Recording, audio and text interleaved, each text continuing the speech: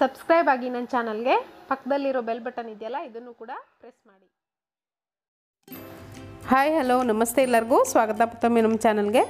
ನೀವು ನೋಡ್ತಿರೋ ಹಾಗೆ ನಾನಿಲ್ಲಿ ದಿಢೀರ್ ಅಂತ ನಿಮಗೆ ಬೆಳಗ್ಗೆ ಬ್ರೇಕ್ಫಾಸ್ಟ್ ಯಾವ ರೀತಿ ಮಾಡೋದು ಅಂತ ತೋರಿಸ್ತಿದ್ದೀನಿ. ನಾನಿಲ್ಲಿ ಇದಕ್ಕೆ 2 ಕಪ್ ಅಷ್ಟು ಗೋಧಿ ಹಿಟ್ಟು ತೊಗೊಂಡಿದ್ದೀನಿ. ಈ ಗೋಧಿ ಹಿಟ್ಟಿಗೆ ರುಚಿಗೆ ಎಷ್ಟು ಬೇಕೋ ಅಷ್ಟು ಉಪ್ಪು ಹಾಕ್ಕೊಳ್ಳಿ, ಹಾಗೆ ಜೀರಿಗೆ ಹಾಕ್ಕೊಳ್ಳಿ. ಹಾಗೆ ಇಲ್ಲಿ ಇದು ಚಿಲ್ಲಿ ಫ್ಲೇಕ್ಸು, ಇದು ಆಪ್ಷನಲ್ಲು, ಬೇಕಿದ್ರೆ ಹಾಕ್ಕೊಳ್ಬೋದು, ಬೇಡ ಅಂದರೆ ಸ್ಕಿಪ್ ಮಾಡ್ಬೋದು. ಇದಕ್ಕೆ ಸಣ್ಣದಾಗಿ ಪೂರ್ತಿ ಸಣ್ಣದಾಗಿ ಕಟ್ ಮಾಡಿದಂಥ 1 ಮೀಡಿಯಮ್ ಸೈಜ್ ಈರುಳ್ಳಿ, ಹಾಗೆ ಕ್ಯಾರೆಟನ್ನು ತುರಿದು ಹಾಕ್ಕೊಳ್ತಿದ್ದೀನಿ. ಹಾಗೆ ಇದು ಕ್ಯಾಬೇಜ್ ಹಾಕ್ಕೊಳ್ತಿದ್ದೀನಿ ಸಣ್ಣದಾಗಿ ಕಟ್ ಮಾಡಿಕೊಂಡು. ಹಸಿಮೆಣಸಿನ್ಕಾಯಿ ನಿಮಗೆ ಖಾರಕ್ಕೆ ಎಷ್ಟು ಬೇಕೋ ಅಷ್ಟು ನೋಡ್ಕೊಂಡು ಹಾಕ್ಕೊಳ್ಳಿ. ಕ್ಯಾರೆಟು ಹಾಗೆ ಈ ಟೊಮೆಟೊ ಹಾಕ್ಕೊಳ್ತಿದ್ದೀನಿ. ಟೊಮೆಟೊ ಕೂಡ ಸಣ್ಣಗೆ ಕಟ್ ಮಾಡ್ಕೊಳ್ಳಿ. ಇದೆಲ್ಲದನ್ನು ಹಾಕ್ಕೊಂಡು ಒಂದ್ಸರಿ ಚೆನ್ನಾಗಿ ಮಿಕ್ಸ್ ಮಾಡ್ಕೊಳ್ಬೇಕು. ಕೊತ್ತಂಬರಿ ಸೊಪ್ಪು ಇದ್ದರೆ ಕೊತ್ತಂಬರಿ ಸೊಪ್ಪು ಕೂಡ ಹಾಕ್ಕೊಳ್ಳಿ. ಕೊನೆಯದಾಗಿ ಚೆನ್ನಾಗಿ ಒಂದ್ಸರಿ ಹಿಟ್ಟಿನ ಜೊತೆ ಮಿಕ್ಸ್ ಮಾಡ್ಕೊಳ್ಳಿ. ಈ ಥರ ಚೆನ್ನಾಗಿ ಹಿಟ್ಟಿನ ಜೊತೆ ಅದೆಲ್ಲ ತರಕಾರಿನೂ ಹೊಂದೋವರೆಗೂ ಮಿಕ್ಸ್ ಮಾಡಿಕೊಂಡು ಸ್ವಲ್ಪನೇ ನೀರು ಹಾಕ್ಕೊಂಡು, ಚಪಾತಿ ಹಿಟ್ಟಿನ ಹದಕ್ಕೆ ನೀವು ನಾದ್ಕೊಳ್ಬೇಕಾಗತ್ತೆ. ಸ್ವಲ್ಪನೇ ನೀರು ಹಾಕ್ಕೊಂಡು.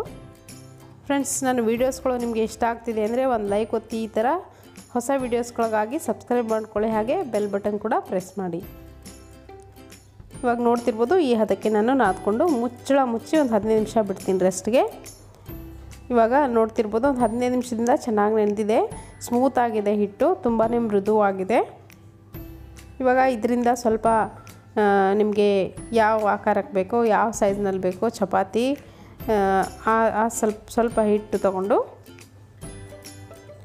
ಅದನ್ನು ನೀವು ಈ ಥರ ಹಿಟ್ಟಲ್ಲಿ ಅದ್ದಿ ಚಪಾತಿನ ಯಾವ ರೀತಿ ಲಟ್ಟಿಸ್ತೀರೋ ಆ ರೀತಿ ಲಟ್ಟಿಸ್ಕೊಳ್ಳಿ.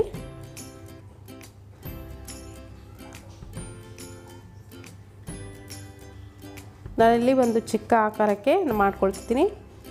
ತುಂಬಾ ಟೇಸ್ಟಿಯಾಗುತ್ತೆ. ನೀವು ಬೆಳಗ್ಗೆ ಬ್ರೇಕ್ಫಾಸ್ಟ್ಗೆ ಏನು ಮಾಡಲಿ ಅಂತ ಅನ್ನೋವಾಗ ಟೈಮ್ ಇಲ್ಲ ಅಂದರೆ ಈ ಥರ ನೀವು ಕ್ವಿಕ್ಕಾಗಿ ಮಾಡಿಬಿಡ್ಬೋದು. ಇದ್ರ ಜೊತೆ ಕಾಯಿ ಚಟ್ನಿ ಕೂಡ ನಡೆಯುತ್ತೆ, ಅಥವಾ ನೀವು ಉಪ್ಪಿನಕಾಯಿ ಜೊತೆ ಕೂಡ ಇದನ್ನು ಸರ್ವ್ ಮಾಡ್ಬೋದು. ಏನೂ ಇಲ್ಲ ಅಂದರೆ ಮೊಸರು ಜೊತೆ ಕೂಡ ನೀವು ಸರ್ವ್ ಮಾಡ್ಬೋದು, ತುಂಬಾ ಚೆನ್ನಾಗಿರುತ್ತೆ. ಇವಾಗ ನೀವು ನೋಡ್ತಿರೋ ಹಾಗೆ ನಾನಲ್ಲಿ ಒಂದು ಚಪಾತಿ ಆಕಾರಕ್ಕೆ ಲಟ್ಟಿಸ್ಕೊಂಡು ಅದನ್ನು ರಿಂಗ್ ಕಟ್ರಿಂದ ಕಟ್ ಮಾಡ್ಕೊಳ್ತಿದ್ದೀನಿ. ನೀವೇನು ಈ ಥರ ಕಟ್ ಮಾಡ್ಕೊಳ್ಳೋ ಅಗತ್ಯ ಇಲ್ಲ. ಹಾಗೆ ಚಪಾತಿ ಆಕಾರಕ್ಕೆ ತೆಳುವಾಗಿ ಲಟ್ಟಿಸ್ಕೊಂಡು ಇದನ್ನು ಬೇಯಿಸ್ಕೊಂಡ್ರೆ ಸಾಕು, ತುಂಬಾ ಚೆನ್ನಾಗಿರುತ್ತೆ.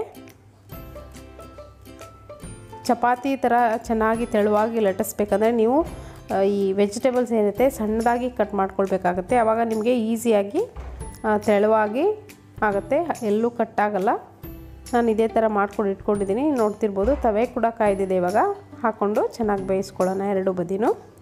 ಮಕ್ಕಳಿಗಾದರೆ ತುಪ್ಪ ಹಾಕ್ಕೊಂಡು ಬೇಯಿಸ್ಕೊಡಿ, ಎಣ್ಣೆ ಕೂಡ ಹಾಕ್ಕೊಂಡು ಬೇಯಿಸ್ಕೊಳ್ಬೋದು.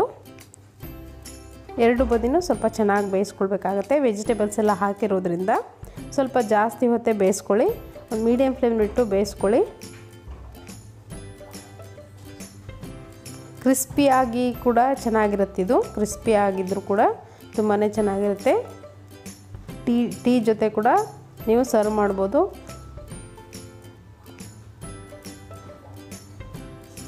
ಇದನ್ನು ಈ ಥರ ಬೇಯಿಸ್ಕೊಂಡು ನಾನು ಇವಾಗ ಸರ್ವ್ ಮಾಡ್ಕೊಳ್ತಿದ್ದೀನಿ ಸರ್ವಿಂಗ್ ಪ್ಲೇಟ್ಗೆ.